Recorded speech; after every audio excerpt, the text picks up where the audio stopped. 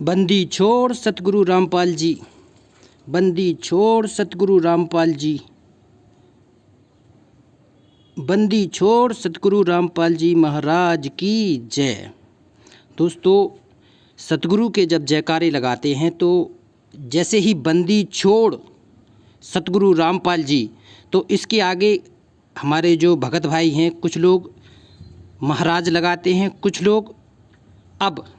लोग भगवान लगाने लगे हैं। तो दोनों में आपका अंतर्मन, आपका सब कुछ क्लियर हो जाता है कि आप वास्तव में अपने सतगुरु को किस रूप में देखते हैं। तो जयकारा लगाना है तो पूरी तरह से आपको बिल्कुल स्पष्ट क्लियर होना चाहिए कि हम अपने सतगुरु को महाराज मानते हैं या भगवान। जैसे संध्या आरती में आता है कि मेरे गुरुदेव भगवान दियो काट काल की फांसी। तो हम अपने पूज्य परमात्मा सतगुरु रामपाल जी भगवान मानते हैं। तो एक बार जोर से जयकारा लगाएंगे, बंदी छोड़ सतगुरु रामपाल जी भगवान की जय।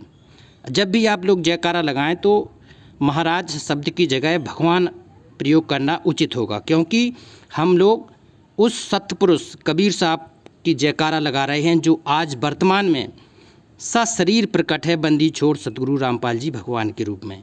तो अब इस समय ठीक का समय है, कलयुग की बिचली पीढ़ी है और बंदी छोड़ने इस बिचली पीढ़ी का महत्व चारों युगों में सबसे ज़्यादा बताया है, क्योंकि सतयुग से लेके वर्तमान कलयुग की इस बिचली पीढ़ी तक, बिचली पीढ़ी जब कलयुग 5500 साल व्यतीत हो जाते हैं, जैसे कबीर सागर में कहा गया है कि जब बीते 5500 पाँचा तब मेरा वचन होगा साँचा। जब कलयुग बीते 5500 पाँचा, तो 5505 साल हो गए हैं 1997 में। तो ये बंदी छोड़ पूर्ण परमात्मा कबीर साहब सतपुरुष वर्तमान में 8 सितंबर 1991 से इस धरती पर प्रकट है। तो आज उन्हीं की महिमा का वर्णन अब इस सत कबीर सत भक्ति चैनल के माध्यम से शुरू हो रहा है, क्योंकि वो पूर्ण परमात्मा सत कबीर है और वर्तमान में प्रकट है। तो आज के बाद जब भी जयकारा लगाएंगे तो बोलेंगे, बंदी छोड़ सतगुरु रामपाल जी भगवान की जय। इसी तरह से ये जयकारा लगेगा। और दोस्तों, सबसे बड़ी बात है कि जो मंगलाचरण है वो पूरा ये मान के चले कि अध्यात्म की कुंजी है। जैसे संविधान निर्माण किया गया था तो संविधान में संदर्भिका एक स्टार्टिंग में आती है, तो वो पूरी की पूरी कुंजी है। इसी हिसाब प्रकार से तीनों आरती हैं जो हमारे लिए डेली करना है, नित्य करना है। उनमें जो मंगलाचरण है वो पूरी अध्यात्म की कुंजी है। तो इसको आपको पूरे हृदय में उतरना चाहिए, आत्मा में आपकी उतरना चाहिए।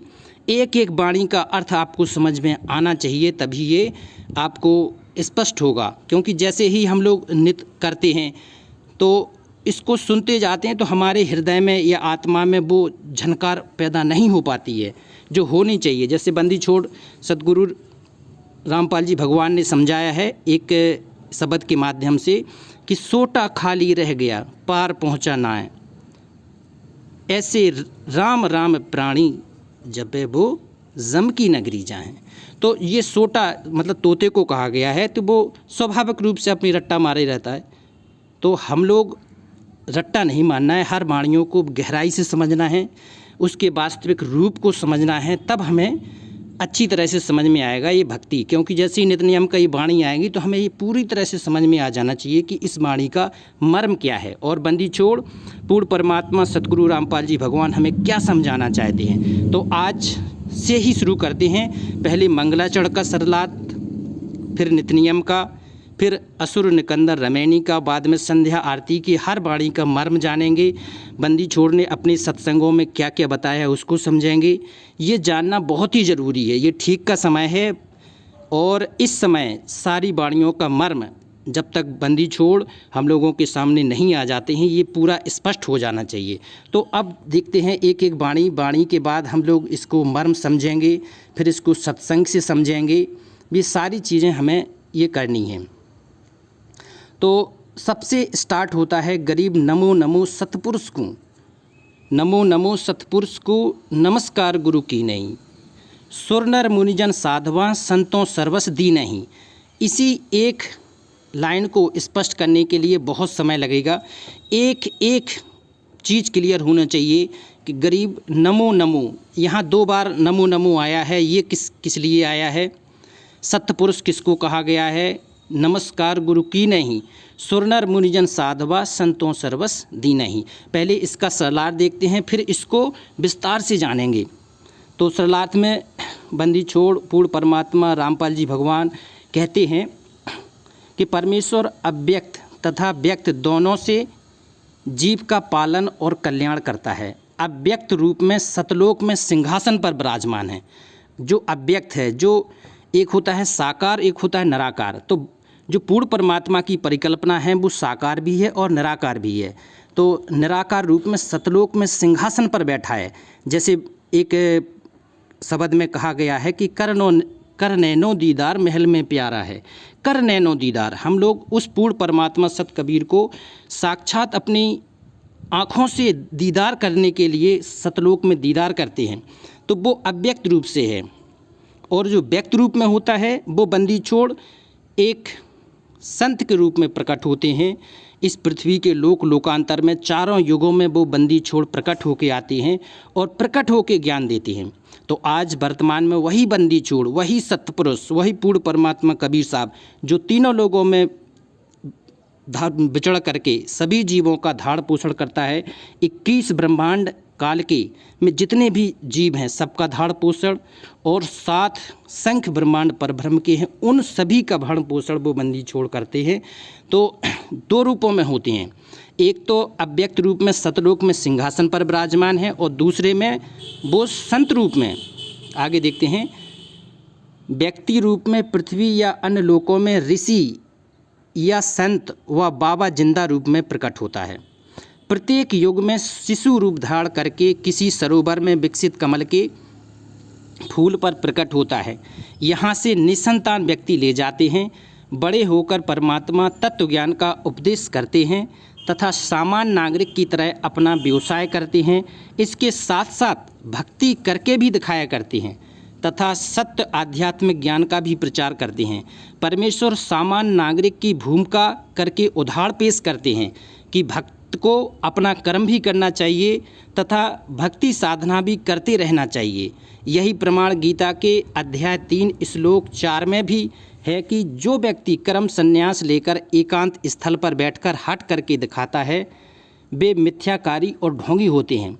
ऊपर से आंखें बंद करके भ्रमित करते दिखाई देते हैं, अंत में अन्य चिंतन करते हैं।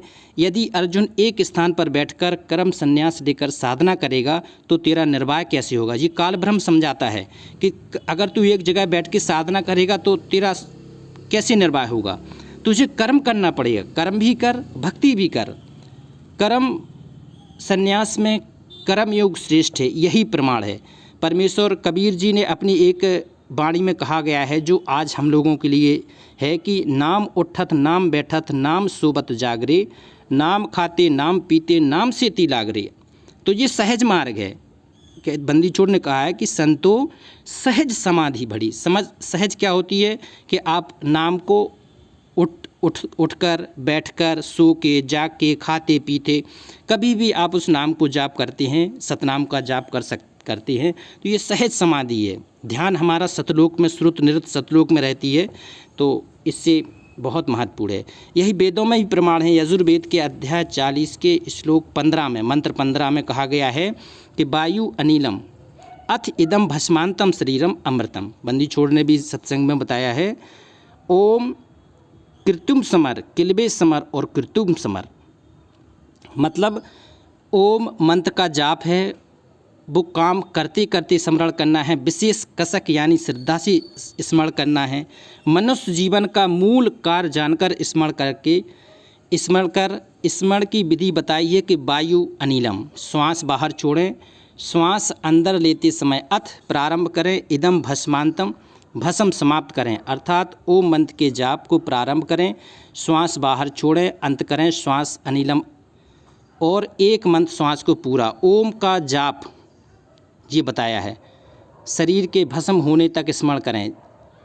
और ओम से होने वाला अमृतम अमृत यानी ब्रह्मलोक प्राप्त होगा। इसलिए स्वयं परमात्मा क्रियान्वित करके उदाहरण पेश करते हैं, उस समय परमात्मा व्यक्त होते हैं जब ये चीज़ें समझाते हैं। क्योंकि ये ब्रह्म साधना तक की बताया है, जैसे गीता के अध्याय 8 के श्लोक 13 में भी कहा है, ओम इति एकाक्षरम ब्रह्म व्यवहारम माम अनुस्मरण या पर्याति तजम देहम सा याति परमाम गतिम। ये तो विधान है ब्रह्म तक का कि अगर आप ओम का जाप करेंगे लास्ट समय तक तो ब्रह्मलोक चले जाएंगे। ये सतगुरु ने हमें बताया है।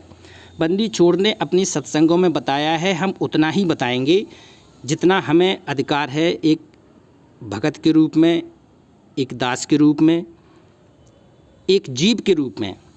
जो बंदी छोड़ ने नहीं बताया है या जो सो करने को नहीं कहा गया है, दास उन शब्दों को बिल्कुल भी प्रयोग नहीं करेगा या उनको छोड़ता जाएगा। क्योंकि कुछ ज्ञान ऐसा है जो आगे के स्टूडेंट्स के लिए है, जो ब्रह्म तक की साधना के लिए बंदी छोड़ ने सत्संग में बताया है कि ओम इति एकाक्षरम। अब जो बंदी छोड़ स्वयं परमात्मा के रूप में प्रकट होता है, वो ओम तत् सत तीनों मंत्रों की साधना देता है। गीता के अध्याय 17 के श्लोक 23 में बताया है, ओम तत् सत इति निर्देशा ब्रह्मणा त्रिविधा ब्रह्मणा तत्तेन वेदा च यज्ञ च बहता पुरा। तो ओम तत् सत, ठीक है, याद रखना, बंदी छोड़ बाद में ये बताएंगे। तो नमो नमो कहा है, फिर गुरु जी को नमस्कार करने का प्रावधान बताया है। तो सबसे पहले शुरू क्या होता है, गरीब नमो नमो। क्योंकि गरीबदास ही पूर्ण परमात्मा थे, तो जो भी वाणी आएगी तो वो गरीबदास जी महाराज के उसमें छाप होना स्वाभाविक है। लेकिन हमारे लिए अब गरीबदास बंदी छोड़ सतगुरु रामपाल जी महाराज हैं, तो सतगुरु रूप में अब हम लोग बंदी छोड़ को नमो नमो करके हुए ध्यान करेंगे। और ऐसा ध्यान करेंगे कि एक बंदी छोड़ सतलोक में बैठी है और यही बंदी छोड़ हमें ज्ञान दे रहे हैं। तो दो नमो नमो कहने का अर्थ है कि वो पूर्ण परमात्मा व्यक्त भी है, अव्यक्त, साकार भी और निराकार भी है। फिर गुरुजी को नमस्कार करने का प्रावधान बताया है। फिर सुर देवताओं, फिर हम लोग किसको प्रणाम करते हैं, देवताओं को प्रणाम करते हैं। क्योंकि 21 ब्रह्मांड काल के में आपके ब्रह्मा का लोग, विष्णु का लोग, शिव का लोग, गणेश जी का लोग और पितृलोक हैं, जो भी सारे अपने अपने देवलोक हैं, और उन सभी को हम लोग प्रणाम करते हैं, नमस्कार करते हैं। उनकी हमें पूजा नहीं करनी है, लेकिन प्रार्थना करते हैं, उनको नमन होके उनकी आराधना करते हैं कि वो हमारे यज्ञों में सफलता प्राप्त करें, हमें ज्ञान दें, हमें यहाँ से जो उनका ऋण है और उनके ऋण उनका अच्छी तरह से दे सकें, इसलिए उनको हम प्रणाम करते हैं। सुरो जितने भी देवता हैं, 33 करोड़ देवता, सबको प्रणाम करते हैं। नर जितने मनुष्य हैं, मानव शरीर में आज जो भी व्यक्ति हैं, वो हम सभी लोग नमस्कार के योग्य हैं, प्रणाम करना चाहिए उनको। सर्व मानव शरीरधारी प्राणियों का सत्कार करने को कहा है, क्योंकि जिन प्राणियों को मानव शरीर प्राप्त है वे बहुत पुण्यकर्मी है। इस पिछली पीढ़ी में तो बहुत ही ज़्यादा महत्वपूर्ण हैं। आज जिसको भी मनुष्य का जन्म मिला है तो बहुत ही पुण्यकर्मी प्राणी हैं, आप उसको नमस्कार करें, प्रेम से नमस्कार करें। बंदी छोड़ की बहुत ही पुण्य आत्मा हैं, वो चाहे किसी की भी साधना कर रही हो, ब्रह्मा विष्णु महेश, लेकिन हमारे लिए पुण्य आत्मा हैं क्योंकि वो वर्तमान में मनुष्य जीवन में है। तो मानव शरीर प्राप्त करके भी भक्ति करते हैं, वे ऋषि मुनि भगत कहलाते हैं। वे अपने जीवन यापन को सफल करके कोई देव पद को प्राप्त कर चुके हैं, कोई भक्ति कर रहे हैं, वे सर्व आदरणीय आत्मा हैं। क्योंकि ये वही ब्रह्मा विष्णु महेश हैं जो वर्तमान आज की पिछली पीढ़ी में जो साधना करेंगे, और जो जीव पार नहीं हो गए, जो बंदी छोड़ के भगत पार नहीं हो पाएंगे, वो देवता बन जाएंगे। फिर बाद में उन्हें भी लक 84 में आना है, लेकिन आज वो देव पद पे हैं तो उनको नमस्कार करना है। बंदी छोड़ ने उनकी महिमा का भी गुणगान पूरा किया है, क्योंकि सतयुग त्रेता द्वापर में विष्णु तक की ही साधना का प्रावधान था। ब्रह्म तक तो एकाधी ऋषि मुनि साधना किया करते थे, मार्कंडे और रूमी ऋषि जैसे। तो अब हमें इन लोगों को प्रणाम करना है बंदी छोड़ की शब्दों से। वे मानव जीवन को सफल करके कोई देव पद को प्राप्त कर चुके हैं, कोई भक्ति कर रहे हैं, वे सर्व आदरणीय आत्माएं हैं। जो मानव शरीर प्राप्त करके भक्ति नहीं करते हैं, वे भी अच्छी आत्माएं हैं, उनका भी सत्कार करना आवश्यक है। मिलने पर प्रणाम करना और परमात्मा का उपमात्मक नाम संबोधन करना, जैसे सत साहब कहते हैं, हम लोग क्या कहते हैं, सत साहब। सत साहब वो बंदी छोड़ सत कबीर। जैसे कोई राम राम कहता है तो सामने वाले चाहे भगत भी ना हो वह भी उत्तर में राम राम कहता है। कोई सत श्री अकाल कहता है तो सामने वाला भक्त भी या अभक्त भी उत्तर में सत श्री अकाल बोलता है। कोई सत साहब कहता है तो सामने वाले भी सत साहब कहता है। ये सब परमात्मा को याद दिलाने वाले राम नाम हैं। कबीर परमेश्वर ने अपनी अपनतमाड़ी में भी कहा है कि कबीर आप राम कह और राम कहावे, और जो मुख राम में उच्चर ता मुख फिर कहावे। तो इसी प्रकार से बंदी छोड़ ने इस प्रथम वाणी में भावार्थ है कि परमेश्वर जी ने बताया कि जो व्यक्ति स्त्री पुरुष मिले तो उसको प्रणाम के साथ परमात्मा का नाम भी बोलें। यदि सामने वाला राम राम नहीं बोला तो फिर बोलें, तब वह सामने वाला अवश्य बोलेगा, कई बार बोलेगा राम राम राम राम। जैसे हम लोग भी क्या करते हैं, सत साहब कहते हैं तो किसी को अच्छा नहीं लगता है, जगत वाला आदमी है, हम लोगों को भी गुंडा समझता है। तो आप लोगों को बड़े आदर नम्र भाव से रहना है। समय विपरीत है, हम लोगों की जो सामाजिक स्थिति है वो किसी तरह से हम लोगों के हमारे ही व्यवहार के कारण हमारा गुरु आज निंदा का पात्र है। तो कोई ऐसा व्यवहार ना करें, अपने जीवन में कोई ऐसा व्यवहार ना करें कि खुद निंदा के पात्र हों और अपने बंदी छोड़ सद्गुरु रामपाल जी भगवान की निंदा के पात्र हों। तो सबसे पहले तो आप व्यवहार सीखें, व्यवहार करना सीखें। जब व्यवहार सही से करेंगे तब शुरुआत होती है भक्ति की, और व्यवहार ही सही नहीं है तो फिर तो तीनों मंत्र लेकर भी व्यर्थ है। जिसको सारनाम भी मिल गया और व्यवहार सही नहीं है, भगवान पर विश्वास ही नहीं है, भगवान को प्रकट ही नहीं मानते हैं। बंदी छोड़ पूर्व परमात्मा कबीर साहब का वो जन्मदिन मनाते हैं मार्च अप्रैल में हैं, जबकि अब होना क्या चाहिए कि जो बंदी छोड़ सतगुरु रामपाल जी महाराज के रूप में वही कबीर साहब हैं, तो हमें 8 सितंबर को ही प्रकट दिवस मनाना चाहिए। क्योंकि सारी क्रियाएं जब तक अपने गुरु को ही परमात्मा मान के क्रियाएं नहीं करेंगे तो बंदी छोड़ भी हमसे प्रसन्न नहीं होगा। आने वाला समय भी विकट है, स्थितियाँ भविष्यवाणियाँ हमारे महापुरुषों ने कर दी हैं, चाहे तो नास्त्राडोमस हो, चाहे जय गुरुदेव नाम प्रभु का इन संतों उनकी वाणियों में स्पष्ट वर्तमान की स्थिति बताई गई है। तो आप लोग संभल कर रहें, ठीक है। अब जो व्यक्ति भक्ति नहीं करता वह अपना मानव जीवन व्यर्थ कर रहा है, फिर भी पूर्व के पुण्यों के कारण, पूर्व की भक्ति के कारण अच्छी आत्मा है और आदर का अधिकारी। इसलिए वाणी नंबर 1 में सुर नर मुनिजन साधमा संतों सर्वस दीनी। तो सबको प्रणाम करना है, सुर चाहे देवता हो, मनुष्य हो, मुनिजन और चाहे साधु हैं, संत हैं, सबको आदर से आपको हाथ जोड़ के प्रणाम करना है, सिर को भी झुकाना है, नमन करना है। तो ये सत्कार जरूरी है। अगर ये सत्कार नहीं करेंगे तो वो बंदी छोड़ भी हमसे प्रसन्न नहीं होगा। इसकी वाणी का दूसरा नेक्स्ट वीडियो में आएगा। पहले यह मंगलाचरण की सारी वाणियों का सरलार्थ होगा, क्योंकि जब तक ये वाणियों का मर्म क्लियर नहीं होगा तब तक भक्ति में भी मन नहीं लगेगा और वो आध्यात्मिकता जो होनी चाहिए वो भी समझ में नहीं आएगी। तो नेक्स्ट वीडियो में इसका नेक्स्ट पार्ट भी आएगा। तो एक बार जोर से बोलो, बंदी छोड़ सतगुरु रामपाल जी भगवान की जय। सत साहिब।